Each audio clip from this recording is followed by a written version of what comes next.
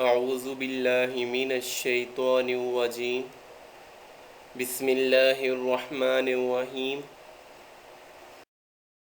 حضرت عثمان رضی اللہ تعالی عنہ فرماتے ہیں کہ رسول اللہ صلی اللہ علیہ وسلم نے فرمایا کہ جو شخص صبح اور شام تین مرتبہ یہ کلمات پڑھ لیا کرے اسے کوئی چیز نقصان نہیں پہنچائے گی، اور ابو داؤد کی روایت میں ہے کہ اسے کوئی ناگہانی آفت نہیں پہنچے گی۔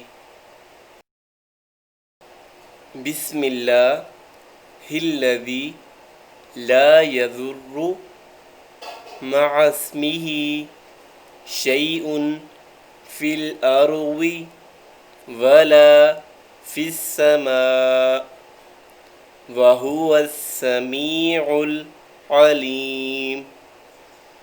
بسم اللہ الذی لا یضر مع اسمہ شیء فی الارض ولا فی السماء وہو السمیع العلیم۔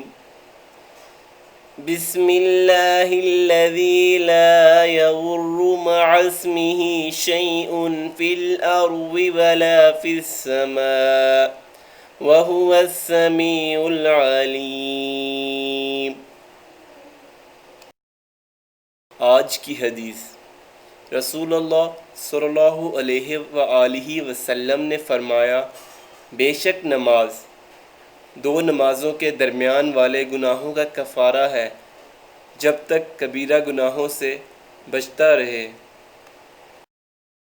مزید اسلامی ویڈیوز کے لیے ہمارے چینل ذخیرہ آخرت کو سبسکرائب کریں، ویڈیوز کو لائک اور شیئر کریں۔ جزاک اللہ۔